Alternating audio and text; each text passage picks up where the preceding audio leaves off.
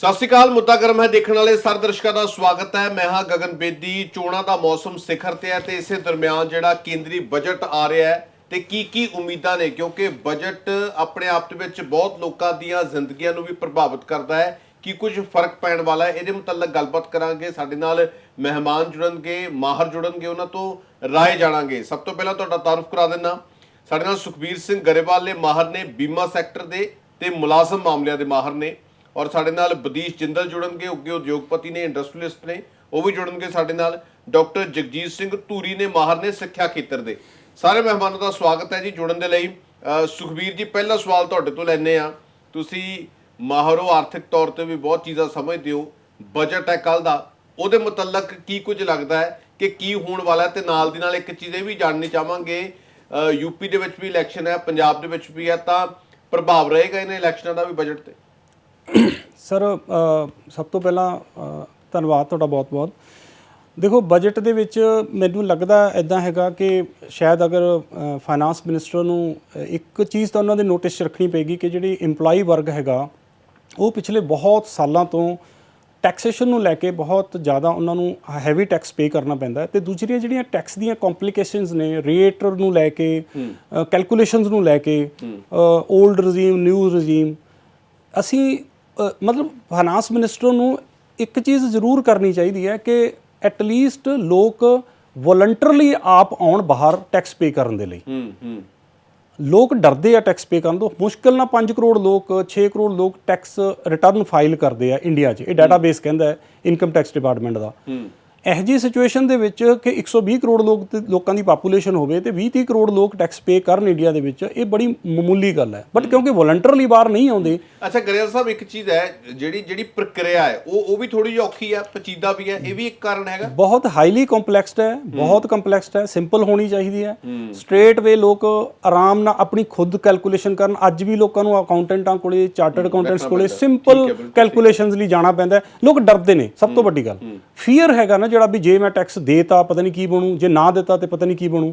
ਇਹ ਜਿਹੜਾ ਫੀਅਰ ਹੈ ਨਾ, ਫਾਈਨਾਂਸ ਮਿਨਿਸਟਰ ਨੂੰ ਜਾਂ ਗਵਰਨਮੈਂਟ ਆਫ ਇੰਡੀਆ ਨੂੰ ਇਹ ਚੀਜ਼ ਰਿਡਿਊਸ ਕਰਨੀ ਚਾਹੀਦੀ ਹੈ, ਖਤਮ ਕਰਨੀ ਚਾਹੀਦੀ ਹੈ। ਲੋਕ ਖੁਸ਼ੀ ਨਾਲ ਟੈਕਸ ਪੇ ਕਰਨ ਔਰ ਵੋਲੰਟਰਲੀ ਡਿਸਕਲੋਜ਼ਰ ਕਰਨ ਆਪਣੀ income the.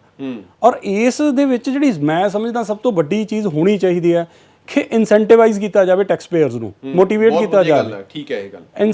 Incentive not like that ਕਿ ਆਪਾਂ ਉਹਨਾਂ ਨੂੰ ਕੋਈ ਛੂਟ ਦੇ ਦਈਏ ਕਿਸੇ ਚੀਜ਼ 'ਚੋਂ। ਮੈਂ ਕਈ ਵਾਰੀ ਮੈਂ ਡਿਸਕਸ਼ਨ ਕੀਤੀ ਹੈ ਕਾਫੀ ਟੇਬਲਸ ਦੇ ਉੱਤੇ ਵੀ ਕਿਉਂ ਨਹੀਂ ਤੁਹਾਡੇ ਚੈਨਲ ਦੇ ਥਰੂ ਵੀ ਮੈਂ ਜ਼ਰੂਰ ਸਰਕਾਰ ਤੱਕ ਇਹ ਗੱਲ ਪਹੁੰਚਾਵਾਂਗਾ ਵੀ ਸਾਰੀ ਦੁਨੀਆ ਨੂੰ ਰਿਜ਼ਰਵੇਸ਼ਨ ਦੇ ਰੱਖੀ ਹੈ, ਕਿਉਂ ਨਹੀਂ ਰਿਜ਼ਰਵੇਸ਼ਨ ਦਿੱਤੀ ਜਾ ਸਕਦੀ ਜਿਹੜੇ ਟੈਕਸ ਪੇਅਰਸ ਨੇ ਉਹਨਾਂ ਨੂੰ? ਬੱਚਿਆਂ ਦੀਆਂ ਐਡਮਿਸ਼ਨਸ ਦੇ ਵਿੱਚ, ਜੌਬਸ ਦੇ ਵਿੱਚ 10% ਕੋਟਾ ਫਿਕਸ ਕਰ ਦਿਓ। ਲੋਕੀ ਦੇਖੋ ਬਾਹਰ ਆਉਣਗੇ, ਭੱਜੇ ਆਉਣਗੇ ਲੋਕ ਟੈਕਸ ਪੇ ਕਰਨ ਦੇ ਲਈ।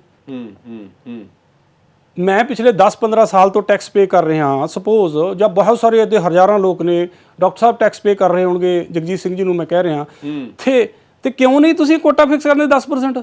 ਤੇ ਲੋਕ ਤਾਂ ਆਪੇ ਆਉਣਗੇ ਦੌੜੇ। ਇਹ ਵੀ ਗਰੇਵਾਲ ਸਾਹਿਬ ਠੀਕ ਹੈ, ਇਹ ਵੀ ਤੁਹਾਡਾ ਇੱਕ ਜਿਹੜਾ ਸੁਝਾਅ ਹੈ, ਮੈਨੂੰ ਲੱਗਦਾ ਠੀਕ ਹੈ। ਜੇ ਕੋਈ ਇੱਦਾਂ ਦੀਆਂ ਚੀਜ਼ਾਂ ਹੋ ਜਾਣ ਤਾਂ ਲੋਕ, ਜਿਵੇਂ ਤੁਸੀਂ ਕਹਿ ਰਹੇ ਹੋ ਕਿ ਆਪ ਮੁਹਾਰੇ ਲੋਕ ਨਿਕਲਣ ਬਾਹਰ, ਕਿਉਂਕਿ ਜੇ ਨਿਕਲਦੇ ਨੇ ਤਾਂ ਇਹਦਾ ਫਾਇਦਾ ਹੀ ਹੈ। ਯੈਸ, ਇਹੀ ਆਪ ਮੁਹਾਰੇ ਕੱਢਣਾ ਪਊਗਾ ਲੋਕਾਂ ਨੂੰ ਜ਼ਬਰਦਸਤ। ਲੋਕ ਸੈਲਫ ਮੋਟੀਵੇਟਡ ਹੋਣ ਲੋਕ ਟੈਕਸ ਪੇ ਕਰਨ ਦੇ ਲਈ ਕਿ ਹਾਂ ਮੈਨੂੰ ਬੈਨੀਫਿਟ ਇਨਡਾਇਰੈਕਟਲੀ ਮਿਲਣਾ ਹੈ ਬੱਚਿਆਂ ਦੇ ਰੂਪ ਦੇ ਵਿੱਚ। ਉਹ ਪੈਸਾ ਜਿਹੜਾ ਬੰਦਾ ਸੇਵ ਕਰ ਰਿਹਾ, ਲੁਕੋ ਰਿਹਾ, ਕਿਹਦੇ ਖਾਤਰ ਲੁਕੋ ਰਿਹਾ? ਨਿਆਣੇ ਵਾਸਤੇ ਲੁਕੋ ਰਿਹਾ ਨਾ, ਘਰ ਬਣਾਉਣ ਵਾਸਤੇ ਲੁਕੋ ਰਿਹਾ।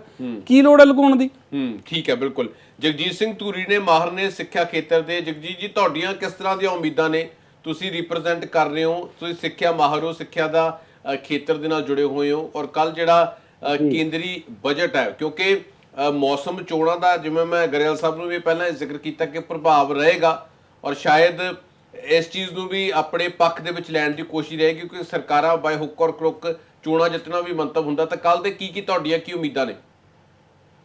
ਜੀ ਦੇਖੋ, ਜਿੱਥੇ ਤੱਕ ਸਿੱਖਿਆ ਦਾ ਖੇਤਰ ਦੀ ਗੱਲ ਹੈ, ਸਾਡੀਆਂ ਉਮੀਦਾਂ ਤਾਂ ਅਜੇ ਆਜ਼ਾਦੀ ਤੋਂ ਬਾਅਦ ਅੱਜ ਤੱਕ ਅੱਧ ਤੇ ਪਹੁੰਚੀਆਂ ਨੇ। ਇਹਨਾਂ ਦੀ ਆਪਦੀ ਅਨਾਉਂਸਮੈਂਟ ਮੁਤਾਬਕ ਵੀ ਜਿਹੜੀ ਐਜੂਕੇਸ਼ਨ ਪਾਲਿਸੀ ਸੀਗੀ 1986, ਉਸ ਦੇ ਵਿੱਚ ਇਹ ਗੱਲ ਕਹੀ ਗਈ ਸੀ ਵੀ ਐਜੂਕੇਸ਼ਨ ਦੇ ਉੱਪਰ ਘੱਟ ਤੋਂ ਘੱਟ GDP ਦਾ 6% ਜਿਹੜਾ ਹੈਗਾ ਉਹ ਖਰਚ ਹੋਣਾ ਚਾਹੀਦਾ, ਜਿਹੜਾ ਕਿ ਅੱਜ ਤੱਕ ਅਸੀਂ 3% ਵੀ ਕ੍ਰਾਸ ਨਹੀਂ ਕਰ ਸਕੇ। ਸੋ ਇਸ ਲਈ ਜਿੱਥੋਂ ਤੱਕ ਸਿੱਖਿਆ ਦੀ ਗੱਲ ਹੈ ਤਾਂ ਅਸੀਂ ਹਾਲਾਤ ਦੇਖ ਰਹੇ ਹਾਂ। ਜੇ ਆਪਾਂ ਪੰਜਾਬ ਦੀ ਗੱਲ ਕਰ ਲਈਏ, ਹਾਇਰ ਐਜੂਕੇਸ਼ਨ ਦਾ ਬੁਰਾ ਹਾਲ ਹੋਇਆ ਪਿਆ। ਸਕੂਲ ਐਜੂਕੇਸ਼ਨ ਤੋਂ ਬਾਅਦ ਬੱਚੇ ਬਾਹਰ ਨੂੰ ਭੱਜ ਰਹੇ ਨੇ। ਜਿਹੜੇ ਬੱਚੇ ਪੜ੍ਹਦੇ ਨੇ ਕਾਲਜਾਂ 'ਚ, ਸਕੂਲਾਂ ਵਿੱਚ, ਉਹਦੇ ਵਿੱਚ ਨਾ ਤਾਂ ਕੋਈ ਪੈਕੇਜ ਅਨਾਉਂਸ ਕੀਤਾ ਗਿਆ ਕਿਸੇ ਕਿਸਮ ਦਾ। ਔਰ ਇੱਕ ਗੱਲ ਮੈਂ ਹੋਰ ਦੱਸਣੀ ਚਾਹਣਾ, ਸਾਡੀ ਜਿਹੜੀ ਨਿਊ ਆਪਣੀ ਰਾਈਟ ਟੂ ਐਜੂਕੇਸ਼ਨ ਐਕਟ ਹੈ, ਉਹਦੇ ਤਹਿਤ ਫ੍ਰੀ ਤੇ ਕੰਪਲਸਰੀ ਐਜੂਕੇਸ਼ਨ ਦੀ ਗੱਲ ਕੀਤੀ ਜਾ ਰਹੀ ਹੈ। ਕੀ ਇਹ ਫ੍ਰੀ ਤੇ ਕੰਪਲਸਰੀ ਐਜੂਕੇਸ਼ਨ ਸਿਰਫ ਸਰਕਾਰੀ ਸਕੂਲਾਂ ਤੱਕ ਹੀ ਸੀਮਤ ਹੈ? ਜਿਹੜੇ ਮਾਪਿਆਂ ਦੇ ਬੱਚੇ ਨੇ ਜਿਹੜੇ ਉਹ ਪ੍ਰਾਈਵੇਟ ਸੰਸਥਾਵਾਂ ਵਿੱਚ ਪੜ੍ਹ ਰਹੇ ਨੇ, ਉਹਨਾਂ ਦਾ ਵੀ ਹੱਕ ਹੈ ਵੀ ਉਹ ਫ੍ਰੀ ਤੇ ਕੰਪਲਸਰੀ ਐਜੂਕੇਸ਼ਨ ਲੈਣ। ਇੱਕ ਸਰਕਾਰੀ ਸਕੂਲ ਵਿੱਚ ਪੜ੍ਹਨ ਵਾਲੇ ਬੱਚੇ ਦੇ ਉੱਤੇ 5400 ਰੁਪਏ ਸਰਕਾਰ ਦਾ ਖਰਚ ਆਉਂਦਾ, ਔਰ ਜਿਹੜੇ ਆਪਦਾ ਵਜਨ ਆਪ ਚੱਕ ਰਹੇ ਨੇ ਉਹਨਾਂ ਵਾਸਤੇ ਸਰਕਾਰ ਵੱਲੋਂ ਇਸ ਬਜਟ ਦੇ ਵਿੱਚ ਪ੍ਰਾਈਵੇਟ ਸੰਸਥਾਵਾਂ ਵਿੱਚ ਪੜ੍ਹਨ ਵਾਲੇ ਮਾਪਿਆਂ, ਪੜ੍ਹਾਉਣ ਵਾਲੇ ਮਾਪਿਆਂ ਲਈ ਜਾਂ ਹੋਰ ਇਸ ਤਰ੍ਹਾਂ ਦਾ ਕੁਝ ਨਹੀਂ ਹੈ। ਇਹ ਬਹੁਤ ਧੂਰੀ ਸਾਹਿਬ ਬਹੁਤ ਵਧੀਆ ਤੁਹਾਡਾ ਇਹ ਨੁਕਤਾ ਹੈ, ਬਹੁਤ ਵਧੀਆ ਸੁਝਾਅ ਤੁਸੀਂ ਜ਼ਿਕਰ ਕਰ ਰਹੇ ਹੋ। ਠੀਕ ਹੈ, ਜੇਕਰ ਜਿਹੜੀ ਪਾਰਟੀ ਕਹਿ ਰਹੀ ਹੈ ਆਮ ਆਦਮੀ ਪਾਰਟੀ, ਅਸੀਂ ਉੱਥੇ ਦਿੱਲੀ ਦੇ ਵਿੱਚ ਉਹ ਰੀਇੰਬਰਸਮੈਂਟ ਕਰਦੇ ਨੇ ਇਕਨੋਮਿਕਲ ਵੀਕਰ ਲੋਕਾਂ ਨੂੰ, ਉਹਨਾਂ ਦਾ ਬਜਟ ਹੈਗਾ। ਸਾਡੇ ਪੰਜਾਬ ਦੇ ਵਿੱਚ ਦੇਖੋ ਕੋਈ ਵੀ ਪਾਰਟੀ ਨੇ ਇਹ ਗੱਲ ਨਹੀਂ ਕੀਤੀ ਵੀ ਅਸੀਂ right to education act implement ਕਰਾਂਗੇ।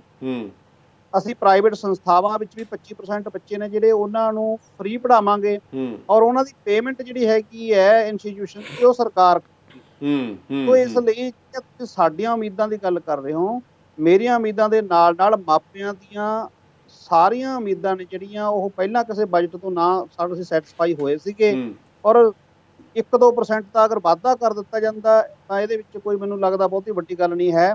ਅਗਰ ਆਪਾਂ ਜਿਹੜਾ ਪਿਛਲੇ ਸਾਲ ਦਾ ਬਜਟ ਹੈਗਾ ਉਸ ਦੇ ਵਿੱਚੋਂ ਕਾਫੀ ਹਿੱਸਾ 12% ਮਿਡ ਡੇ ਮੀਲ ਤੇ ਲੰਘ ਜਾਂਦਾ। ਜਿਹੜਾ ਇਫੈਕਟਿਵ ਤੌਰ ਤੇ ਅਸੀਂ ਦੇਖੋ ਮਿਡ ਡੇ ਇਹਨਾਂ ਨੇ ਐਜੂਕੇਸ਼ਨ ਚ ਕਾਊਂਟ ਕਰ ਲਿਆ, ਜਦਕਿ ਅਲੱਗਾ ਹੋਣਾ ਚਾਹੀਦਾ। ਠੀਕ ਹੈ ਗੱਲ ਹੈ।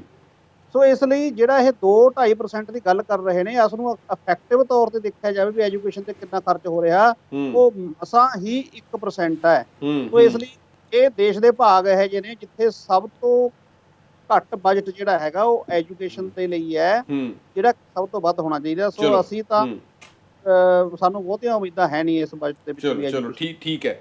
ਗੈਰਾ ਸਾਹਿਬ, ਧੂਰੀ ਸਾਹਿਬ ਕਹਿੰਦੇ ਸਾਨੂੰ ਤਾਂ ਬਹੁਤੀਆਂ ਉਮੀਦਾਂ ਹੈ ਨਹੀਂ ਬਜਟ ਤੋਂ। ਤੁਸੀਂ ਮਾਹਰ ਹੋ, ਤੁਸੀਂ ਸਮਝਦੇ ਹੋ, ਫਾਈਨਾਂਸ ਨੂੰ ਵੀ ਸਮਝਦੇ ਹੋ, ਇਕਨੋਮਿਕਸ ਸਮਝਦੇ ਹੋ। ਅੱਛਾ, ਮੁਲਾਜ਼ਮ ਵਰਗ ਦੇ ਲਈ ਕੀ ਚੀਜ਼ਾਂ ਦੇਖਦੇ ਹੋ? ਕਿਉਂਕਿ ਇੱਕ ਬਹੁਤ ਵੱਡਾ ਜਮਾਤ ਹੈ ਜਿਹੜੀ ਮੈਨੂੰ ਲੱਗਦਾ ਕਿ ਉਹ ਉਸ ਲੈਵਲ ਦੀ ਐਜੂਕੇਟਿਡ ਵੀ ਹੈ, ਉਹ ਸਮਝਦੀ ਹੈ ਬਜਟ ਨੂੰ, ਸੁਣਦੀ ਵੀ ਹੈ। ਅੱਜ ਵੀ ਉਹਨਾਂ ਨੇ ਸੋਚਿਆ ਹੋਊਗਾ ਸਾਰਾ ਆਪਣਾ ਵੀ ਬਜਟ ਸਾਲ ਦਰ ਸਾਲ ਉਹਨਾਂ ਦਾ ਇੱਕ ਤਿਆਰੀ ਕੀਤੀ ਹੁੰਦੀ ਹੈ, ਚਾਹੇ ਉਹਦੇ ਵਿੱਚ ਪੈਨਸ਼ਨਰ ਆ ਜਾਣ। ਤਾਂ ਇਹਨਾਂ ਦੇ ਮਤਲਬ ਕਿਸ ਤਰ੍ਹਾਂ ਦੀਆਂ ਚੀਜ਼ਾਂ ਦੇਖਦੇ ਹੋ? ਦੇਖੋ ਸਰ, ਜਿਹੜਾ EMPLOYE ਵਰਗ ਹੈ ਉਹਦੇ ਦੇਖੋ EMPLOYE ਕੋਲ ਇੱਕ ਲਿਮਿਟਿਡ ਸੈਲਰੀ ਹੁੰਦੀ ਹੈ, ਹਰੇਕ EMPLOYE ਕੋਲ। ਬੱਚੇ ਪੜ੍ਹਾਉਣੇ ਨੇ ਤੇ ਜੇ ਪੇਰੈਂਟਸ ਵੀ ਨਾਲ ਨੇ, ਡਿਪੈਂਡੈਂਟ ਨੇ, ਤਾਂ ਹੈਲਥ ਦਾ ਖਰਚਾ ਵੀ ਸ਼ਾਇਦ ਉਸ EMPLOYE ਨੂੰ ਝੱਲਣਾ ਪੈਣਾ ਹੈ। ਕਦੇ ਨਾ ਕਦੇ ਜ਼ਿੰਦਗੀ ਦੇ ਕਿਸੇ ਮੋੜ ਤੇ ਭੀੜੀ ਪੈ ਸਕਦੀ ਹੈ। ਮੇਰੀ ਤਾਂ ਗਵਰਨਮੈਂਟ ਤੋਂ, ਸੈਂਟਰਲ ਗਵਰਨਮੈਂਟ ਤੋਂ ਇਹੀ ਉਮੀਦ ਹੈ, ਫਾਈਨਾਂਸ ਮਿਨਿਸਟਰ ਤੋਂ, ਕਿ EMPLOYE ਲਈ 3-4 ਚੀਜ਼ਾਂ ਜ਼ਰੂਰ ਕਾਊਂਟ ਕਰਨ। ਨੰਬਰ 1, ਹੋਮ ਲੋਨ ਦੇ ਜਿਹੜੇ ਰੇਟ ਨੇ ਉਹਨਾਂ ਨੂੰ ਡਰਾਸਟਿਕ ਕੱਟ ਦਿੱਤਾ ਜਾਵੇ। ਘਰ ਤਾਂ ਬਣਾ ਸਕਣ ਘੱਟੋ ਘੱਟ ਆਪਣੇ ਲੋਕ। ਨੰਬਰ 1। ਨੰਬਰ 2, ਕਿਉਂਕਿ ਸਰਕਾਰ ਨੂੰ ਵੀ ਇਹਦਾ ਬੜਾ ਫਾਇਦਾ ਹੈ। ਅਗਰ ਹੋਮ ਲੋਨ ਰੇਟ ਕੱਟ ਹੋਏਗਾ ਤਾਂ ਲੋਕ ਘਰ ਬਣਾਉਣ ਵੱਲ ਦੌੜਨਗੇ। ਐਜੂਕੇਸ਼ਨ ਲੋਨ ਹੋ ਜੇ, ਹੋਮ ਲੋਨ ਹੋ ਜੇ, ਠੀਕ ਹੈ। ਦੂਸਰਾ, ਐਜੂਕੇਸ਼ਨ ਲੋਨ ਦੇ ਉੱਪਰ ਵੀ ਕੱਟ ਲੱਗਣਾ ਚਾਹੀਦਾ ਹੈ ਤਾਂ ਕਿ ਬੱਚਿਆਂ ਨੂੰ, ਕੋਈ ਵੀ ਇੱਕ ਮਿਡਿਓਕਰ ਜਿਹੜੀ ਫੈਮਿਲੀ ਆ, ਉਹ ਆਰਾਮ ਨਾਲ ਬੱਚਿਆਂ ਨੂੰ ਅੱਛੇ ਸਕੂਲ ਦੇ ਵਿੱਚ ਐਜੂਕੇਸ਼ਨ ਦਿਵਾ ਸਕੇ। ਤੀਸਰਾ, ਜਿਹੜੀਆਂ ਮੈਂ ਸਰ ਨਾਲ, ਜਗਜੀਤ ਸਰ ਨਾਲ ਬਹੁਤ ਜ਼ਿਆਦਾ ਸਹਿਮਤ ਹਾਂ ਕਿ ਐਜੂਕੇਸ਼ਨ ਨੂੰ ਲੈ ਕੇ ਜਿਹੜੀ ਪਬਲਿਕ ਸੈਕਟਰ, ਜਿੰਨਾ ਵੀ ਪਬਲਿਕ ਸੈਕਟਰ ਹੈ, ਤੁਸੀਂ ਪੰਜਾਬ ਦੇ ਵਿੱਚ ਹੈਰਾਨੀ ਹੋ ਜੂਗੀ, ਪੰਜਾਬੀ ਯੂਨੀਵਰਸਿਟੀ ਪਟਿਆਲਾ ਪਿਛਲੇ ਕਈ ਸਾਲਾਂ ਤੋਂ ਫੰਡਾਂ ਨਾਲ ਯੂਜ਼ ਰਹੀ ਸੀ। ਪਬਲਿਕ ਸੈਕਟਰ ਦੀ ਯੂਨੀਵਰਸਿਟੀ ਹੈ, ਕਿਸੇ ਨੇ ਫੰਡ ਦੇਣ ਦੀ ਕੋਸ਼ਿਸ਼ ਨਹੀਂ ਕੀਤੀ। ਹੁਣ ਜਿਹੜਾ ਜੇ ਮੈਨੇ ਬੱਚਿਆਂ ਨੂੰ, ਸਪੋਜ਼ ਮੈਂ ਹੁਣ ਇੱਕ EMPLOYE ਹਾਂ, ਸਪੋਜ਼ ਮੈਂ ਇੱਕ EMPLOYE ਨੂੰ ਰਿਪਰੈਜ਼ੈਂਟ ਕਰ ਰਿਹਾ, ਤਾਂ ਮੈਂ ਆਪਣੇ ਬੱਚੇ ਨੂੰ ਪ੍ਰਾਈਵੇਟ ਸੈਕਟਰ 'ਚ ਕਿਤੇ ਭੇਜਾਂਗਾ ਯੂਨੀਵਰਸਿਟੀ ਦੇ ਵਿੱਚ, ਉੱਥੇ ਫੀਸ ਟ੍ਰਿਪਲ ਹੈ, ਈਵਨ 4 ਗੁਣਾ ਹੈ। ਤਾਂ ਮੈਨੂੰ ਤੇ ਕ੍ਰੈਡਿਟ ਕੋਈ ਫਾਇਦਾ ਹੀ ਨਾ ਹੋਇਆ ਤੁਹਾਡੀ ਬਜਟ ਦਾ। ਮੈਂ ਕਿਵੇਂ ਪਹੁੰਚਾਂਗਾ? ਮੇਰੇ ਤੱਕ ਬਜਟ ਉਹ ਕਿਵੇਂ ਪਹੁੰਚੂਗਾ? ਮੇਰਾ ਬੈਨੀਫਿਟ ਕਿਵੇਂ ਹੋਊਗਾ ਮੇਰੇ ਤੱਕ? ਰਾਈਟ। ਤੀਸਰਾ, ਜਿਹੜਾ ਅਨਪਲੈਨਡ ਐਕਸਪੈਂਡੀਚਰ ਹੈਗਾ, ਜਿਹੜਾ ਵੇਸਟ ਹੋ ਜਾਂਦਾ ਪੈਸਾ, ਪਲੈਨਿੰਗ ਬਣਾਈ ਜਾਂਦੀ ਹੈ, ਪਲੈਨਿੰਗ ਡਿਲਿਊਟ ਹੋ ਜਾਂਦੀ ਹੈ, ਲੱਖਾਂ ਕਰੋੜਾਂ ਦਾ ਬਜਟ ਸਪੋਇਲ ਹੋ ਜਾਂਦਾ ਹੈ। ਐਜੂਕੇਸ਼ਨ, ਹੈਲਥ ਤੇ ਰਿਸਰਚ ਐਂਡ ਡਿਵੈਲਪਮੈਂਟ, ਇਹ ਤਾਂ ਸਾਡੇ ਦੇਸ਼ ਦੇ 3 ਪਿੱਲਰ ਹੋਣੇ ਚਾਹੀਦੇ ਨੇ, ਜਿਹਦੇ ਵਿੱਚ ਸਾਡੀ ਜਨਰੇਸ਼ਨ ਦੀ એનર્ਜੀ ਲੱਗਣੀ ਚਾਹੀਦੀ ਹੈ। ਬੱਚੇ ਅਗਰ ਐਜੂਕੇਟ ਹੋਣਗੇ, ਟੈਲੈਂਟ ਤਾਂ ਪਤਾ ਹੀ ਨਹੀਂ ਕਿੱਥੇ, ਪਿੰਡਾਂ 'ਚ ਟੈਲੈਂਟ ਬੈਠਾ ਹੈ, ਸ਼ਹਿਰਾਂ 'ਚ ਟੈਲੈਂਟ ਬੈਠਾ ਹੈ, ਟੈਲੈਂਟਡ ਲੋਕ ਬੈਠੇ ਨੇ। ਪਰ ਸਹੀ ਤੇ ਹੁਣ ਪਬਲਿਕ ਮਤਲਬ ਅਗਰ ਯੂਨੀਵਰਸਿਟੀ ਵੀ ਕੋਈ ਬਣਾਣੀ ਹੈ ਤੁਸੀਂ ਤਾਂ ਅਗਰ ਉਹ ਸਰਕਾਰੀ ਯੂਨੀਵਰਸਿਟੀ ਹੈ, ਪਬਲਿਕ ਫੰਡਡ ਯੂਨੀਵਰਸਿਟੀ ਹੈ, ਉਹਦਾ ਇਨਫਰਾਸਟ੍ਰਕਚਰ ਇੰਨਾ ਸ਼ਾਨਦਾਰ ਹੋਣਾ ਚਾਹੀਦਾ, ਉਹਦੀ ਫੰਡਿੰਗ ਇੰਨੀ ਸ਼ਾਨਦਾਰ ਉਹਨੂੰ ਦਿੱਤੀ ਜਾਣੀ ਚਾਹੀਦੀ ਹੈ ਕਿ ਲੋਕਾਂ ਨੂੰ ਮਹਿਸੂਸ ਹੀ ਨਾ ਹੋਵੇ ਮੁਲਾਜ਼ਮ ਵਰਗ ਨੂੰ ਕਿ ਜੇ ਮੈਂ ਆਪਣੀ ਸਰਕਾਰੀ ਯੂਨੀਵਰਸਿਟੀ 'ਚ ਵੀ ਬੱਚਾ ਪੜ੍ਹਾ ਰਿਹਾ ਉੱਥੇ ਮੁਲਾਜ਼ਮ ਪੂਰੇ ਨੇ, ਟੀਚਰਸ ਦੀ ਗਿਣਤੀ ਪੂਰੀ ਹੈ, ਟੀਚਰ ਵੈਲ ਐਜੂਕੇਟਡ ਨੇ, PhD ਹੋਲਡਰਸ ਨੇ ਸਾਰੇ, ਤਾਂ ਕਿਉਂ ਨਹੀਂ ਰੀਜ਼ਨ ਹੈਗਾ ਕਿ EMPLOYE ਕਿਉਂ ਤੜਫਣਗੇ? ਉਹ ਕਹਿਣਗੇ ਅਸੀਂ ਟੈਕਸ ਦੇਣ ਨੂੰ ਤਿਆਰ ਹਾਂ, ਕਿਉਂਕਿ ਪੈਸਾ ਜੇ ਮੈਂ ਸਪੋਜ਼ ਪਤਾ ਲੱਗੇ ਕਿ ਟੈਕਸ ਦਾ ਪੈਸਾ ਸਾਡੀ ਵੈਲਫੇਅਰ ਤੇ ਲੱਗ ਰਿਹਾ, ਸਾਡੀ ਵੈਲਫੇਅਰ ਤੇ ਲੱਗ ਰਿਹਾ ਨਾ। ਹੁਣ ਜੇ ਮੈਂ ਟੈਕਸ ਚੋਰੀ ਕਰ ਰਿਹਾ, ਕਿਹਦੇ ਖਾਤਰ ਚੋਰੀ ਕਰ ਰਿਹਾ? ਬੱਚਿਆਂ ਵਾਸਤੇ ਚੋਰੀ ਕਰ ਰਿਹਾ, ਘਰ ਬਣਾਉਣ ਵਾਸਤੇ ਚੋਰੀ ਕਰ ਰਿਹਾ, ਅੱਗੇ ਬੱਚਿਆਂ ਦੀ ਵਿਆਹ ਸ਼ਾਦੀ ਕਰ ਰਹੇ ਉਹਨਾਂ ਵਾਸਤੇ ਚੋਰੀ ਕਰ ਰਿਹਾ, ਤੇ ਮੈਂ ਟੈਕਸ ਦੀ ਚੋਰੀ ਬੰਦ ਕਰ ਦਾਂਗਾ, ਮੈਨੂੰ ਲੋੜ ਹੀ ਨਹੀਂ, ਜਦੋਂ ਮੈਨੂੰ ਪਤਾ ਹੈ ਕਿ ਹਰ ਫੈਸਿਲਿਟੀ ਮੈਨੂੰ ਇਸ ਟੈਕਸ ਚੋਂ ਮਿਲਣੀ ਹੈ। ਖਜ਼ਾਨੇ ਦੀ ਜਿਹੜੀ ਲੁੱਟ ਹੈ ਇਹਨੂੰ ਤਾਂ ਬੰਦ ਹੋਣਾ ਕਰਨਾ ਹੀ ਪਏਗਾ, ਕੰਪਲਾਈਂਸ ਨੂੰ ਸਟਰੋਂਗ ਕਰਨਾ ਪਏਗਾ, ਸਜ਼ਾ ਨੂੰ ਸਖਤ ਕਰਨਾ ਪਏਗਾ, ਡਾਇਰੈਕਟ ਐਕਸ਼ਨ ਕਰਨਾ ਪਏਗਾ ਸਰਕਾਰ ਨੂੰ। ਇਹ ਕੰਮ ਨਹੀਂ ਚੱਲਣਾ ਹੈਗਾ ਕਿ ਤੁਸੀਂ ਖਜ਼ਾਨੇ ਨੂੰ ਲੁੱਟ ਕੇ ਮਿਸਯੂਜ਼ ਉਹਦਾ ਕਰਦੇ ਰਹੋ, ਤੇ ਫਿਰ ਆਮ ਲੋਕ ਕਿਉਂ ਪੈਸਾ ਦੇਣਗੇ ਤੁਹਾਨੂੰ? ਲੋਕ ਪੈਨੀਟ੍ਰੇਸ਼ਨ ਟੈਕਸ ਦੀ ਕਿਵੇਂ ਵਧੇਗੀ? ਲੋਕ ਕਹਿਣਗੇ ਸਾਨੂੰ ਟੈਕਸ ਦੇਣ ਦੀ ਜ਼ਰੂਰਤ ਹੀ ਨਹੀਂ, ਘਰ ਅਸੀਂ ਨਹੀਂ ਜ਼ਿੰਦਗੀ 'ਚ ਬਣਾ ਸਕਦੇ, ਬੱਚਿਆਂ ਨੂੰ ਚੱਜ ਦੀ ਯੂਨੀਵਰਸਿਟੀ 'ਚ ਅਸੀਂ ਪੜ੍ਹਾ ਨਹੀਂ ਸਕਦੇ। ਹੈਲਥ ਲਈ ਇਹ ਚੀਜ਼ ਸੁਨਿਸ਼ਚਿਤ ਹੋਵੇ ਕਿ ਜਿਹੜਾ ਸਾਡਾ ਟੈਕਸ ਦਾ ਪੈਸਾ ਉਹ ਸਾਡੇ ਤੇ ਲੱਗ ਰਿਹਾ ਹੈ। ਬਿਲਕੁਲ। 올ਡ ਏਜ ਦੇ ਵਿੱਚ ਦੇਖੋ ਬਜ਼ੁਰਗ ਨੇ ਸਾਡੇ, ਆਫਟਰ ਰਿਟਾਇਰਮੈਂਟ ਕਿੰਨੇ ਕੁ ਲੋਕ ਨੇ ਜਿਹੜੇ ਪੈਨਸ਼ਨ ਨੇ ਮੁਸ਼ਕਲ ਨਾਲ 2-2.5% 3%, ਉਹਨਾਂ ਦੇ ਮੈਡੀਕਲ ਬਿੱਲ ਦੇਣ ਲਈ ਸਰਕਾਰ ਕੋਲੇ ਪੈਸੇ ਨਹੀਂ ਹੈਗੇ। ਠੀਕ ਹੈ ਜੀ। ਤੇ 올ਡ ਏਜ ਦੇ ਵਿੱਚ ਸਾਨੂੰ ਮੈਡੀਕਲ ਫੈਸਿਲਿਟੀ ਦੀ ਜ਼ਰੂਰਤ ਹੈ ਨਾ, ਤੇ ਉਹਦੇ ਲਈ ਸਾਡੇ ਕੋਲੇ ਹੈਲਥ ਸੈਕਟਰ ਵਾਸਤੇ ਪੈਸਾ ਨਹੀਂ ਹੈਗਾ। ਜੇ ਅਸੀਂ ਕਿਸੇ ਸਰਕਾਰੀ ਹਸਪੀਟਲ ਦੇ ਵਿੱਚ ਕੋਈ ਟ੍ਰੀਟਮੈਂਟ ਲਈ ਜਾਂਦੇ ਹਾਂ, ਫੈਸਿਲਿਟੀਆਂ ਨਹੀਂ ਹਨ, ਸਾਨੂੰ ਫਿਰ ਉਹੀ ਪ੍ਰਾਈਵੇਟ ਹਸਪੀਟਲ ਜਾਣਾ ਪਏਗਾ, ਉੱਥੇ ਇਲਾਜ ਮਹਿੰਗਾ, ਤੇ ਫਿਰ ਚੋਰੀ ਕਰਨਾ ਤਾਂ ਜਾਇਜ਼ ਹੈ ਮੇਰੇ ਖਿਆਲ 'ਚ। ਚੋਰੀ ਕਿਉਂ ਨਹੀਂ ਕਰਨਗੇ ਲੋਕ? ਫਿਰ ਤੁਰੀ ਸਾਹਿਬ, ਇੱਕ ਚੀਜ਼ ਹੁੰਦੀ ਹੈ, ਇੱਕ ਆਮ ਤੌਰ ਤੇ ਜਿਵੇਂ ਆਪਾਂ ਲੇਮਨ ਥਿਊਰੀ ਦੇ ਵਿੱਚ ਕਹਿ ਲਿਆ ਜਾਵੇ, ਉਹ ਅਖਬਾਰ ਦੇ ਵਿੱਚ ਸਾਰਾ ਕੁਝ ਬਣ ਕੇ ਆ ਜਾਂਦਾ ਕਿ ਬ੍ਰਾਂਡਡ ਚੀਜ਼ਾਂ ਮਹਿੰਗੀਆਂ ਹੋ ਗਈਆਂ, ਰੈਡੀਮੇਡ ਕੱਪੜੇ ਸਸਤੇ ਹੋ ਗਏ, LEDਆਂ ਸਸਤੀਆਂ ਹੋ ਗਈਆਂ, ਪਰਫਿਊਮ ਇਦਾਂ ਮਹਿੰਗੇ ਹੋ ਗਏ। ਮੈਨੂੰ ਲੱਗਦਾ ਕਿ ਜਿਹੜੇ ਵਿਸ਼ੇ ਨੇ, ਚਾਹੇ ਉਹ ਐਜੂਕੇਸ਼ਨ ਹੋਵੇ, EMPLOYE ਵਾਲਾ ਸੈਕਟਰ ਹੈ, ਜਾਂ ਫਿਰ ਜਿਹੜਾ ਸਿੱਖਿਆ ਤੌਰ ਤੇ ਜਾਂ ਕਹਿ ਲਓ ਕਿ ਮੈਡੀਕਲ ਤੌਰ ਤੇ, ਇਹਨਾਂ ਚੀਜ਼ਾਂ ਉੱਤੇ ਫੋਕਸ ਰਹਿਣਾ ਚਾਹੀਦਾ ਜ਼ਿਆਦਾ। ਬਿਲਕੁਲ ਜੀ। ਦੇਖੋ ਜਿਹੜੇ ਡਿਵੈਲਪਡ ਕੰਟਰੀਜ਼ ਦੀ ਅਸੀਂ ਗੱਲ ਕਰਦੇ ਹਾਂ, ਉੱਥੇ ਇਹੀ ਚੀਜ਼ਾਂ ਨੇ, ਹੈਲਥ ਹੋ ਗਈ, ਐਜੂਕੇਸ਼ਨ ਹੋ ਗਈ। ਜਦੋਂ ਬੰਦੇ ਦੇ ਕੋਲੇ ਦੋ ਚੀਜ਼ਾਂ ਹਾਸਲ ਹੁੰਦੀਆਂ ਨੇ, ਫਿਰ ਉਹ ਖੁਸ਼ਹਾਲੀ ਵੱਲ ਵੱਧਦਾ, ਐਂਟਰਟੇਨਮੈਂਟ ਵੱਲ ਵੱਧਦਾ। ਜਿਵੇਂ ਗਰੇਵਾਲ ਸਾਹਿਬ ਨੇ ਕਿਹਾ, ਬਿਲਕੁਲ ਸਹੀ ਗੱਲ ਹੈ। ਅਗਰ ਲੋਕਾਂ ਨੂੰ ਇਹ ਯਕੀਨ ਹੋ ਜੇ ਵੀ ਸਾਨੂੰ ਸਟੈਂਡਰਡ ਦੀ ਐਜੂਕੇਸ਼ਨ ਮਿਲੂਗੀ, ਸਾਨੂੰ ਹੈਲਥ ਸੇਵਾਵਾਂ ਮਿਲਣਗੀਆਂ, ਤਾਂ ਜਿਹੜੇ ਆਪਣੀ ਪ੍ਰਵਿਰਤੀ ਆ ਇੰਡੀਅਨਸ ਦੀ, ਜੋੜਨ ਦੀ ਪ੍ਰਵਿਰਤੀ, ਪੈਸਾ ਜੋੜਨ ਦੀ ਪ੍ਰਵਿਰਤੀ, ਪੈਸਾ ਬਚਾਉਣ ਦੀ ਪ੍ਰਵਿਰਤੀ, ਚਾਹੇ ਉਹ ਟੈਕਸ ਦੇ ਰੂਪ ਦੇ ਵਿੱਚ ਹੋਵੇ ਜਾਂ ਕਿਸੇ ਵੀ ਰੂਪ ਦੇ ਵਿੱਚ ਹੋਵੇ। ਔਰ ਤੁਰੀ ਸਾਹਿਬ, ਉਹ ਪ੍ਰਵਿਰਤੀ ਤਾਂ ਹੀ ਹੈ ਨਾ, ਲੋਕਾਂ ਨੂੰ ਸੇਫਟੀ ਨਹੀਂ ਲੱਗਦੀ, ਆਪਣਾ ਫਿਊਚਰ ਸਿਕਿਉਰ ਨਹੀਂ ਲੱਗਦਾ। ਜਿਵੇਂ ਹੁਣ ਗਰੇਵਾਲ ਸਾਹਿਬ ਨੇ ਕਿਹਾ ਸੀ ਵੀ ਜਿਹੜੇ ਗਵਰਨਮੈਂਟ EMPLOYEES ਨੇ, ਉਹਨਾਂ ਨੂੰ ਬਿੱਲ ਜਿਹੜਾ ਹੈਗਾ ਬੜੀ ਮੁਸ਼ਕਲ ਨਾਲ ਮਿਲਦਾ, ਔਰ ਮਿਲਦਾ ਵੀ ਕੁਝ ਹਿੱਸਾ ਹੀ ਹੈ, ਪੂਰਾ ਨਹੀਂ ਮਿਲਦਾ, ਜਿਹੜਾ ਕਿ ਟ੍ਰੀਟਮੈਂਟ ਦਾ 1/3 ਤੋਂ ਵੀ ਘੱਟ ਹੁੰਦਾ, ਆਮ ਤੌਰ ਤੇ ਰੀਇੰਬਰਸ ਕਹਿੰਦੇ ਹੋ ਜਾਂਦਾ। ਜੀ। ਔਰ ਜਿੱਥੇ ਦੇਖੋ ਇਸ ਟਾਈਮ ਇੰਡੀਆ ਦੇ ਵਿੱਚ ਜਿਹੜੇ ਆਪਾਂ ਸੋਚ ਰਹੇ ਹਾਂ ਬਾਹਰ ਦਾ ਰੁਝਾਨ ਵੱਧ ਰਿਹਾ, ਉਹਦਾ ਰੀਜ਼ਨ ਵੀ ਇਹੀ ਇੱਕ ਸੋਸ਼ਲ ਅਨਸਿਕਿਉਰ ਲੋਕ ਮਹਿਸੂਸ ਕਰ ਰਹੇ ਨੇ ਇਸ ਕੰਟਰੀ ਦੇ ਵਿੱਚ। ਪਹਿਲਾਂ ਲੋਕ ਜਾਂਦੇ ਹੁੰਦੇ ਸੀ, ਕੁਝ ਖਾਸ ਵਰਗ ਲੋਕ ਜਾਂਦੇ ਹੁੰਦੇ ਸੀ। ਅੱਜ ਅਸੀਂ ਦੇਖ ਰਹੇ ਹਾਂ ਵੀ ਜਿਹੜੇ ਵਪਾਰੀ ਲੋਕ ਵੀ ਨੇ, ਮਹਾਜਨ ਲੋਕ ਵੀ ਨੇ, ਉਹ ਵੀ ਧੜਾ ਦੇ ਬੱਚਿਆਂ ਨੂੰ ਬਾਹਰ ਭੇਜ ਰਹੇ ਨੇ, ਕਿਉਂਕਿ ਉਹਨਾਂ ਨੂੰ ਐਡੇ ਵੱਡੇ ਬਿਜ਼ਨਸ ਕਰਨ ਤੋਂ ਬਾਅਦ ਵੀ ਇੱਥੇ ਸਿਕਿਉਰਿਟੀ ਮਹਿਸੂਸ ਨਹੀਂ ਹੋ ਰਹੀ ਵੀ ਸਰਕਾਰ, ਈਵਨ ਜਿਹੜੇ ਸਾਡੇ ਨੁਮਾਇੰਦੇ ਨੇ ਜਿਨ੍ਹਾਂ ਨੂੰ ਅਸੀਂ ਚੁਣਨ ਜਾ ਰਹੇ ਹਾਂ ਹੁਣ, ਜਾਂ ਜਿਹੜੇ ਪਹਿਲਾਂ ਚੁਣੇ ਹੋਏ ਨੇ, ਉਹਨਾਂ ਦੀਆਂ ਸਾਨੂੰ ਜਿਹੜੇ ਸੁਨੇਹੇ ਨੇ ਉਹ ਵੀ ਇਹੋ ਜਿਹੇ ਨੇ, ਟੈਕਸ ਚੋਰੀ ਕਰਵਾਉਣ ਵਾਲੇ। ਜਿਵੇਂ ਤੁਸੀਂ ਕਹਿਣਗੇ ਅਸੀਂ ਦੇਖ ਲਾਂਗੇ ਜੀ, ਤੁਹਾਨੂੰ ਜੇ ਕੋਈ ਚਲਾਨ ਕੱਟੂਗਾ ਅਸੀਂ ਦੇਖ ਲਾਂਗੇ, ਤੁਹਾਨੂੰ ਬਿਜਲੀ ਦਾ ਬਿੱਲ ਭਰਨਾ ਹੋਊਗਾ ਅਸੀਂ ਦੇਖ ਲਾਂਗੇ। ਸੋ ਇਸ ਸਟੇਟ ਦੇ ਵਿੱਚ ਇਹ ਅੱਤਵਾਦ ਹੀ ਕਹਿ ਸਕਦੇ ਹਾਂ, ਇਸ ਤਰ੍ਹਾਂ ਦਾ ਜਿਹੜਾ ਅਨਸਿਕਿਉਰਿਟੀ ਦਾ ਹੈ ਉਹ ਫੈਲਾਇਆ ਜਾ ਰਿਹਾ, ਜਿਹਦੇ ਨਾਲ ਇੱਥੇ ਰਹਿਣ ਦਾ ਮਾਹੌਲ ਆ ਜਿਹੜਾ ਉਹ ਮਤਲਬ ਗੰਧਲਾ ਹੁੰਦਾ ਜਾਂਦਾ। ਸੋ ਜੇਕਰ ਪਾਲਿਸੀਜ਼ ਕਲੀਅਰ ਹੋਣ ਸਰਕਾਰ ਦੀਆਂ, ਜਿਵੇਂ ਪਹਿਲਾਂ ਗੱਲ ਕੀਤੀ ਸੀ, ਟੈਕਸ ਭਰਨ ਵਾਲੇ ਨੂੰ ਬਿਲਕੁਲ ਕਲੀਅਰ ਹੋਵੇ, ਔਰ ਸਲੈਬ ਆ ਜਿਹੜੀ, ਮੈਨੂੰ ਲੱਗਦਾ ਜ਼ਿਆਦਾ ਚੋਰੀ ਦਾ ਕਾਰਨ ਟੈਕਸ ਦੀਆਂ ਸਲੈਬਸ ਨੇ। ਕੋਈ ਵੀ ਬੰਦਾ ਹੱਥੀਂ ਕਿਰਤ ਕਰਕੇ, ਸਾਡੇ ਗੁਰੂਆਂ ਨੇ ਵੀ ਕਿਹਾ ਸੀ ਦਸਵੰਧ ਦੇ ਦਿਓ, ਲੇਕਿਨ 30-30 40-40% ਦੇਣਾ ਕਮਾ ਕੇ, ਉਹ ਵੀ ਵੱਖ-ਵੱਖ ਤਰ੍ਹਾਂ ਦੇ ਟੈਕਸ ਪੇ ਕਰਨ ਤੋਂ ਉਪਰੰਤ, ਇਹਨਾਂ ਨੂੰ ਇੱਕ ਪਾਇਲਟ ਪ੍ਰੋਜੈਕਟ ਕਰ ਲੈਣਾ ਚਾਹੀਦਾ, GST ਤੇ ਵੀ ਕਰ ਲੈਣਾ ਚਾਹੀਦਾ, ਟੈਕਸ ਤੇ ਵੀ ਕਰ ਲੈਣਾ ਚਾਹੀਦਾ, ਵੀ 1 ਸਾਲ ਜਾਂ 6 ਮਹੀਨਿਆਂ ਦਾ ਟਾਈਮ, ਜਾਂ ਕੋਈ 1 ਕੁਆਟਰ ਇਸ ਤਰ੍ਹਾਂ ਕਰਕੇ ਦੇਖ ਲੈਣ ਐਕਸਪੈਰੀਮੈਂਟ, ਵੀ ਜਿਹੜੀ ਸਲੈਬ ਘਟਾ ਦੇਣ, ਫਿਕਸ ਕਰ ਦੇਣ, ਤਾਂ ਕਿ ਲੋਕ ਖੁਸ਼ੀ-ਖੁਸ਼ੀ ਔਰ ਪ੍ਰਕਿਰਿਆ ਵੀ ਜਿਹੜੀ ਸਰਲ ਹੋਵੇ। ਤੇ ਮੇਰੇ ਖਿਆਲ 'ਚ ਉਲਟਾ ਜਿਹੜਾ ਲੋਕਾਂ ਦੀ ਟੈਕਸ ਦੇਣ ਦੀ ਪ੍ਰਵਿਰਤੀ ਵਧੂਗੀ, ਘਟਦੀ ਨਹੀਂ ਹੈ। ਸੋ ਇਸ ਲਈ ਇਹਨਾਂ ਨੂੰ ਸਿਸਟਮ ਦੇ ਵਿੱਚ ਲਿਆਉਣਾ ਚਾਹੀਦਾ, ਤਾਂ ਹੀ ਜਾ ਕੇ ਕਰਕੇ ਸਾਡਾ ਕੁਝ ਸੁਧਾਰ ਹੋ ਸਕਦਾ। ਠੀਕ ਹੈ ਗਰੇਵਾਲ ਸਾਹਿਬ, ਇੱਕ ਚੀਜ਼ ਹੋਰ ਵੀ ਹੈ, ਉਦਯੋਗਪਤੀਆਂ ਦੀ ਗੱਲ ਕਰੀਏ ਤਾਂ ਉਦਯੋਗਪਤੀਆਂ ਦੀ ਬਹੁਤ ਨਜ਼ਰਾਂ ਟਿਕੀਆਂ ਹੋਈਆਂ ਨੇ, ਉਹਨਾਂ ਦੀਆਂ ਆਪਣੀਆਂ ਸਮੱਸਿਆਵਾਂ ਨੇ ਬਹੁਤ। ਸਾਡੇ ਨਾਲ ਵਿਦੀਸ਼ ਜਿੰਦਲ ਜੀ ਨੇ ਜੁੜਨਾ ਸੀ, ਨਹੀਂ ਜੁੜ ਪਾਏ ਕਿਸੇ ਕਾਰਨ ਕਰਕੇ, ਪਰ ਜਿੰਨਾ ਕੁ ਅਸੀਂ ਵਿਚਰਦੇ ਹਾਂ, ਜਿੰਨਾ ਕੁ ਨਿਊਜ਼ ਦੇ ਜ਼ਰੀਏ ਸਾਡੇ ਤੱਕ ਆਉਂਦੀਆਂ ਨੇ, ਉਹ ਵੀ ਬਹੁਤ ਦੁਖੀ ਨੇ। ਜਿਹੜਾ ਸਾਰਾ ਇਸ ਪੂਰੇ ਸੰਦਰਭ ਤੋਂ ਖਾਸ ਤੌਰ ਤੇ ਜਿਹੜਾ ਇੱਕ ਸਿਸਟਮ ਹੈਗਾ, GST ਦਾ ਵੀ ਮਸਲਾ ਆ ਜਾਂਦਾ, ਬਹੁਤ ਚੀਜ਼ਾਂ ਨੇ ਉਹਦੇ ਵਿੱਚ। ਸਰ, ਜਿਹੜਾ ਲੁਧਿਆਣਾ ਹੈਗਾ ਉਹ ਨਾਰਥ ਦਾ ਨਹੀਂ ਬਲਕਿ ਇੰਡੀਆ ਦਾ ਇੱਕ ਬਹੁਤ ਬੜਾ ਪ੍ਰੋਡਿਊਸਰ ਹੈ ਆਟੋ ਇੰਡਸਟਰੀ ਦਾ, ਹੌਜਰੀ ਦਾ। ਤੇ ਇਸ ਲੁਧਿਆਣੇ ਸ਼ਹਿਰ ਨੂੰ ਅਗਰ ਰਿਪਰੈਜ਼ੈਂਟ ਕਰ ਲਿਆ ਜਾਵੇ ਨਾਰਥ ਵਾਸਤੇ, ਤਾਂ ਜਿਹੜੀ ਇੰਪਲੋਇਮੈਂਟ ਜਨਰੇਸ਼ਨ ਹੈ ਲੁਧਿਆਣੇ ਨੇ ਉਹ ਬਹੁਤ ਜ਼ਬਰਦਸਤ ਕੀਤੀ ਹੈ। ਪਰ ਕੋਵਿਡ ਤੋਂ ਬਾਅਦ ਇੱਕ ਬਹੁਤ ਹੈਵੀ ਜੌਬ ਲਾਸਿਸ ਹੋਏ ਨੇ ਲੋਕਾਂ ਦੇ। ਇਹ ਦਿਖ ਨਹੀਂ ਰਹੇ ਪਰ ਐਕਚੁਅਲ ਦੇ ਵਿੱਚ ਹੋਏ ਨੇ। ਲੋਕਾਂ ਦੀ ਇਨਕਮ ਹਿੱਟ ਹੋਈ ਹੈ ਬੁਰੀ ਤਰ੍ਹਾਂ ਨਾਲ। ਠੀਕ ਹੈ। ਮੀਡੀਅਮ ਤੇ ਜਿਹੜਾ MSME ਜਿਹਨੂੰ ਅਸੀਂ ਆਮ ਤੌਰ ਤੇ ਵਰਡ ਯੂਜ਼ ਕਰ ਦਿੰਦੇ ਹਾਂ, 11 ਕਰੋੜ ਜੌਬਸ ਇੰਡੀਆ ਵਿੱਚ ਕ੍ਰੀਏਟ ਕਰਦਾ ਹੈ ਡਾਟਾਬੇਸ, ਕਹਿੰਦਾ, ਮੈਂ ਨਹੀਂ ਕਹਿੰਦਾ। 11 ਕਰੋੜ ਜੌਬਸ, ਇਹ ਲਗਭਗ ਮੋਟੀ ਲਾ ਲਈਏ ਤੇ 11 ਕਰੋੜ ਜੌਬ ਦਾ 1/10 ਬਾਕੀ ਇੰਡਸਟਰੀ ਦਾ ਬਣਦਾ ਹੈ। ਔਰ 48% ਐਕਸਪੋਰਟ ਕਰਦਾ ਹੈ ਪੂਰੇ ਇੰਡੀਆ ਦਾ, 48% ਐਕਸਪੋਰਟ ਕੰਟਰੀਬਿਊਟ ਕਰਦਾ ਹੈ। ਔਰ 30% ਇਹ GDP ਨੂੰ ਪੇ ਕਰਦਾ ਹੈ। ਤੇ ਇਹਨਾਂ ਨੂੰ ਰਿਲੀਫ ਮਿਲਣੀ ਚਾਹੀਦੀ ਹੈ ਸਭ ਤੋਂ ਵੱਡੀ। ਛੋਟੇ ਜਿਹੜੇ ਉਦਯੋਗਪਤੀ ਨੇ, ਨਿੱਕੀਆਂ ਫੈਕਟਰੀਆਂ ਦੇ ਮਾਲਕ ਨੇ, ਇਸ ਸੈਕਟਰ ਨੇ ਹਰ ਕਾਰਖਾਨੇ ਵਿੱਚ 10-12 ਲੋਕਾਂ ਨੂੰ ਕੰਮ ਧੰਦਾ ਦਿੱਤਾ ਹੋਇਆ ਹੈ। ਤੇ ਜੇਕਰ ਇੱਥੇ ਰਿਲੀਫ ਮਿਲੂਗੀ, ਇਹਨਾਂ ਤੇ ਲੋ ਟੈਕਸ ਬਰਡਨ ਹੋਏਗਾ, ਤਾਂ ਇਹ ਨੈਚੁਰਲੀ ਆਪਣੇ EMPLOYEES ਨੂੰ ਫੈਸਿਲਿਟੀਜ਼ ਵਧੀਆ ਦੇ ਪਾਣਗੇ।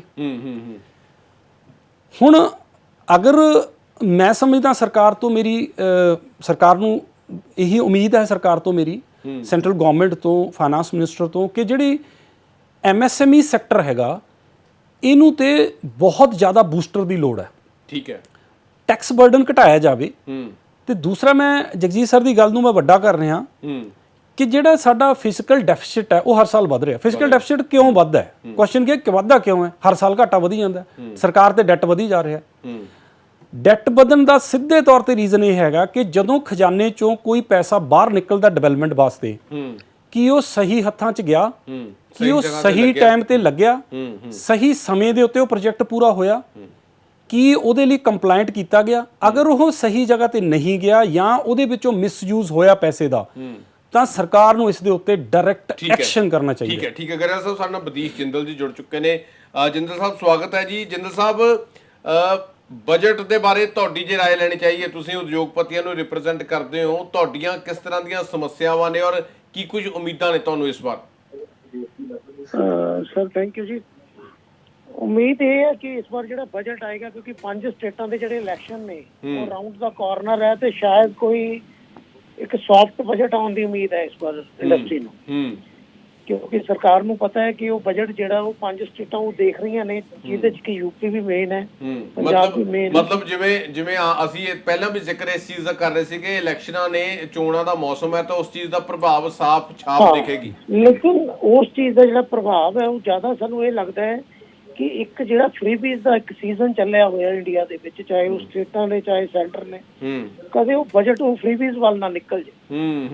ਜਿਸ ਤਰ੍ਹਾਂ ਕਿ ਕਿਸਾਨਾਂ ਨੂੰ ਕਹਿ ਦਿੰਦੇ ਆ ਕਿ ਅਸੀਂ ਹਰ ਮਹੀਨੇ 6000 ਰੁਪਏ ਦੇਵਾਂਗੇ ਜਾਂ ਸਾਲ ਦੇ ਇੰਨੇ ਪੈਸੇ ਦੇਵਾਂਗੇ ਜਾਂ ਬਾਕੀ ਸੈਕਟਰਸ ਨੂੰ ਅਸੀਂ ਦੇਵਾਂਗੇ, ਤਾਂ ਉਹ ਜਿਹੜਾ ਇੱਕ ਉਹ ਫ੍ਰੀਬੀਜ਼ ਵਾਲਾ ਬਜਟ ਹੈ ਉਹ ਇੱਕ ਅੰਦੇਸ਼ਾ ਸਾਨੂੰ ਕਿ ਉਹ ਵਧੇਗਾ, ਤੇ ਜਿਹਦਾ ਜਿਹੜਾ ਨੈਟ ਨੁਕਸਾਨ ਹੈ ਉਹ ਜਿਹੜਾ ਇੰਡਸਟਰੀ ਨੂੰ ਹੋਏਗਾ। ਕਿਉਂਕਿ ਜਦੋਂ ਇਹ ਸਾਰੀਆਂ ਚੀਜ਼ਾਂ ਹੁੰਦੀਆਂ ਤਾਂ ਇੰਡਸਟਰੀ ਵਾਸਤੇ ਇਹਨਾਂ ਕੋਲ ਕੋਈ ਐਕਸਟਰਾ ਬਜਟ ਜਿਹੜਾ ਉਹ ਬਚਦਾ ਹੀ ਨਹੀਂ। ਹੁਣ ਜੇ ਤੁਸੀਂ ਗੱਲ ਕਰੀਏ MSME ਇੰਡਸਟਰੀ ਦੀ, ਜਿਹੜੀ ਕਿ ਸੈਕੰਡ ਲਾਰਜੈਸਟ ਸੈਕਟਰ ਹੈ ਇੰਡੀਆ ਦਾ, ਜਿਹੜੀ ਕਿ 13 ਕਰੋੜ ਲੋਕਾਂ ਨੂੰ ਨੌਕਰੀਆਂ ਦੇ ਰਹੀ ਹੈ, ਤੇ 6.5 ਕਰੋੜ ਜਿਹੜੇ ਨੇ ਉਹ ਲੋਕ ਇਸ ਨਾਲ ਜੁੜੇ ਹੋਏ ਨੇ, ਤੇ ਉਹਦਾ ਬਜਟ ਹੁੰਦਾ ਸਾਰਾ 5000 ਕਰੋੜ 6000 ਕਰੋੜ। ਉਹਦੇ ਵਿੱਚੋਂ ਵੀ ਜਿਹੜਾ ਸਰਕਾਰ ਦੀ ਪਾਲਿਸੀ ਕਰਕੇ 30% ਜਿਹੜਾ ਬਜਟ ਹੈ ਉਹ ਅਨਸਪੈਂਡ ਰਹਿ ਜਾਂਦਾ, ਕਿਉਂਕਿ ਇਹ ਸਕੀਮਾਂ ਲਾਗੂ ਹੀ ਨਹੀਂ ਹੋ ਪਾਈਆਂ। ਅੱਜ ਜੇ ਗਵਰਨਮੈਂਟ ਦੀ ਸਕੀਮ ਦੀ ਗੱਲ ਕਰੀਏ ਤਾਂ ਬੈਂਕ ਜਿਹੜਾ ਹੈ ਉਹ MSME ਨੂੰ ਪੈਸਾ ਦੇਣ ਨੂੰ ਤਿਆਰ ਨਹੀਂ ਹੈ। ਬੜੇ ਘਰਾਣਿਆਂ ਨੂੰ ਉਹ 7% 6% ਤੇ ਵੀ ਲੋਨ ਮਿਲ ਰਹੇ ਹੈ। ਛੋਟੇ ਜਿਹੜੇ ਘਰ ਨੇ ਉਹਨਾਂ ਨੂੰ 11 12% ਤੇ ਵੀ ਲੋਨ ਨਹੀਂ ਮਿਲ ਰਹੇ। ਇਸ ਕਰਕੇ ਕਿਤੇ ਨਾ ਕਿਤੇ ਐਕਸਪੈਕਟਡ ਇਹ ਕਰ ਰਹੇ ਸੀ ਕਿ ਗਵਰਨਮੈਂਟ ਜਿਹੜਾ ਹੈ ਉਹ ਇੱਕ ਸਹੀ ਬਜਟ ਪੇਸ਼ ਕਰੇ। ਸਹੀ ਬਜਟ ਦਾ ਮਤਲਬ ਇਹ ਹੁੰਦਾ ਹੈ ਕਿ ਤੁਸੀਂ ਪ੍ਰੋਪਰ ਇਕਨੋਮੀ ਨੂੰ ਗਰੋ ਕਰਨ ਵਾਲਾ ਬਜਟ ਪੇਸ਼ ਕਰੋ, ਨਾ ਕਿ ਲੋਕਾਂ ਨੂੰ ਖੁਸ਼ ਕਰਨ ਵਾਲਾ, ਜਿਹਦੇ ਨਾਲ ਕਿ ਤੁਸੀਂ ਵੋਟਾਂ ਲੈਣ ਵਾਸਤੇ ਸਿਰਫ ਕਿ ਫ੍ਰੀ। ਪਰ ਮੈਨੂੰ ਲੱਗਦਾ ਵਾ ਕਿ ਬਜਟ ਆ ਜਿਹੜਾ ਉਹ ਵੀ ਇਸੇ ਚੀਜ਼ ਨੂੰ ਮੁੱਖ ਰੱਖ ਕੇ ਲਿਆ ਜਾਂਦਾ ਕਿ ਲੋਕ ਖੁਸ਼ ਹੋਣ, ਵੋਟਾਂ ਨੂੰ ਹੀ ਜਿਹੜਾ ਸੈਂਟਰ ਫਰੇਮ ਦੇ ਵਿੱਚ ਲੈ ਕੇ ਹੋਇਆ ਜਾਂਦਾ। ਇਕਨੋਮੀ ਵਾਲੀ ਗੱਲ ਮੈਨੂੰ ਨਹੀਂ ਲੱਗਦਾ ਕਿ ਹੁੰਦੀ ਹੋਊਗੀ। ਬਿਲਕੁਲ ਸਰ। ਔਰ ਦੂਸਰੀ ਗੱਲ ਹੈ, ਬਜਟ ਦੀ ਇੰਪੋਰਟੈਂਸ ਇਸ ਕਰਕੇ ਵੀ ਖਤਮ ਹੋ ਗਈ ਹੈ ਕਿ ਜਿਹੜਾ ਮੇਨ ਕੰਪੋਨੈਂਟ ਸੀ, ਕਿਉਂਕਿ ਬਜਟ ਹਰ ਸਾਲ ਜਦੋਂ ਐਕਸਪੈਕਟ ਸੀਗਾ ਉਦੋਂ ਇਹ ਹੁੰਦਾ ਸੀ ਕਿ ਕਸਟਮ ਡਿਊਟੀਜ਼ ਜਾਂ ਸੈਂਟਰਲ ਐਕਸਾਈਜ਼ ਜਿਹੜੀ ਹੈ ਉਹ ਬਜਟ ਦੇ ਵਿੱਚ ਹੀ ਚੇਂਜ ਹੁੰਦੀ ਸੀ। ਅੱਜ ਕੱਲ੍ਹ GST ਆ ਗਿਆ।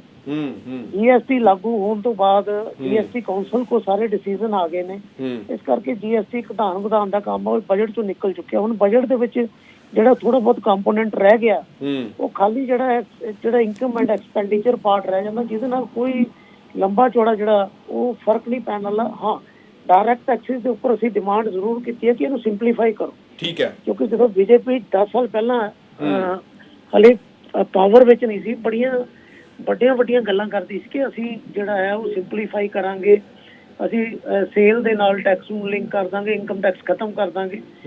ਅਸੀਂ ਕਹਿੰਦੇ ਵੀ ਤੁਸੀਂ ਕੁਝ ਖਤਮ ਨਹੀਂ ਕੀਤਾ, ਘੱਟੋ ਘੱਟ ਪ੍ਰੋਸੀਜਰ ਨੂੰ ਤਾਂ ਸਿੰਪਲੀਫਾਈ ਕਰ ਦਿਓ। ਇਸ ਕਰਕੇ ਜਿਹੜਾ 5 ਲੱਖ ਤੱਕ ਦੀ ਜਿਵੇਂ ਐਗਜ਼ੈਂਪਸ਼ਨ ਦਿੱਤੀ ਹੈ, ਤਾਂ 5 ਲੱਖ ਤੱਕ ਦੀ ਐਗਜ਼ੈਂਪਸ਼ਨ ਨਹੀਂ ਹੈ, ਉਹਦੇ ਵਿੱਚ ਕਈ ਬ੍ਰੈਕਟਸ ਨੇ ਜਿਹੜੀਆਂ ਕਿ ਸਿੱਧਾ ਕੋਈ ਅਵੇਲ ਕਰਨਾ ਚਾਹਵੇ 5 ਲੱਖ ਤੇ ਇਹਨੂੰ ਨਹੀਂ ਮਿਲਦਾ। ਉਹਦੇ ਵਾਸਤੇ ਸਾਰੇ ਐਵੀਡੈਂਸਿਸ ਦੇਣੇ ਪੈਂਦੇ ਨੇ। ਇਸ ਕਰਕੇ ਅਸੀਂ ਇਹ ਚਾਹੁੰਦੇ ਕਿ ਫਲੈਟ ਟੈਕਸੇਸ਼ਨ ਜਿਹੜਾ ਆ ਉਹ ਸਿੰਪਲ ਟੈਕਸੇਸ਼ਨ ਪਾਲਿਸੀ ਇੰਡੀਆ ਦੇ ਵਿੱਚ ਆ ਜਾਏ, ਤੇ ਮੈਕਸਿਮਮ ਟੈਕਸ ਜਿਹੜਾ ਉਹ 20% ਦੀ ਬ੍ਰੈਕਟ 'ਚ ਹੋਣਾ ਚਾਹੀਦਾ, ਨਾ ਕਿ 30 ਤੋਂ 35% ਤੇ। ਠੀਕ ਹੈ, ਤਾਂ ਠੀਕ ਹੈ। ਸਾਡੇ ਨਾਲ ਜੁੜਨ ਦੇ ਲਈ ਧੰਨਵਾਦ। ਸਾਡਾ ਸਮਾਂ ਇੰਨਾ ਹੀ ਸੀ, ਇੰਨੇ ਕੀ ਇਜਾਜ਼ਤ ਦਿੰਦਾ, ਤੇ ਸਾਰੇ ਮਹਿਮਾਨਾਂ ਦਾ ਧੰਨਵਾਦ ਕਰਦੇ ਹਾਂ। ਸੁਖਬੀਰ ਸਿੰਘ ਗਰੇਵਾਲ ਦਾ, ਬਦੀਸ਼ ਜਿੰਦਲ ਜੀ ਦਾ, ਡਾਕਟਰ ਜਗਜੀਤ ਸਿੰਘ ਧੂਰੀ ਜੀ ਦਾ। ਤਾਂ ਕੱਲ ਕੇਂਦਰੀ ਜਿਹੜਾ ਬਜਟ ਆ ਰਿਹਾ ਤੇ ਕਿਸ ਤਰ੍ਹਾਂ ਦੀਆਂ ਉਮੀਦਾਂ ਨੇ, ਕਿਉਂਕਿ ਹਰ ਕਿਸੇ ਦੀਆਂ ਨਜ਼ਰਾਂ ਬਜਟ ਤੇ ਟਿਕੀਆਂ ਹੁੰਦੀਆਂ ਨੇ। ਇਹਦੇ ਮੁਤਲਕ ਗੱਲਬਾਤ ਕੀਤੀ ਹੈ ਕਿ ਮਾਹਰ ਕੀ ਸੋਚਦੇ ਨੇ, ਕਿਹੜੇ ਤੁਹਾਡੇ ਸਵਾਲ ਨੇ, ਉਹਨਾਂ ਨੂੰ ਵੀ ਰੱਖਣ ਦਾ ਜਿਹੜਾ ਹੈਗਾ ਅਸੀਂ ਸਬੱਬ ਬਣਿਆ, ਔਰ ਤਮਾਮ ਤਰ੍ਹਾਂ ਦੀਆਂ ਚੀਜ਼ਾਂ ਸਾਹਮਣੇ ਆਈਆਂ ਨੇ। ਔਰ ਵੱਡੀ ਗੱਲ ਇਹ ਵੀ ਹੈ ਕਿ ਇਸ ਵਾਰ ਚੋਣਾਂ ਨੇ ਤਾਂ ਇਹ ਵੀ ਚੀਜ਼ ਸਾਫ਼ ਮੰਨੀ ਜਾ ਰਹੀ ਹੈ ਕਿ ਚੋਣਾਂ ਦੀ ਛਾਪ ਸਾਫ਼ ਤੌਰ ਤੇ ਇਸ ਬਜਟ ਦੇ ਵਿੱਚ ਦੇਖਣ ਨੂੰ ਮਿਲੇਗੀ। ਆਸ ਉਮੀਦ ਕਰਦਾ ਤੁਹਾਨੂੰ ਸਾਡੀ ਇਹ ਪੇਸ਼ਕਸ਼ ਪਸੰਦ ਆਈ ਹੋਵੇਗੀ। ਲਗਾਤਾਰ ਬਣੇ ਰਹੋ। ਧੰਨਵਾਦ।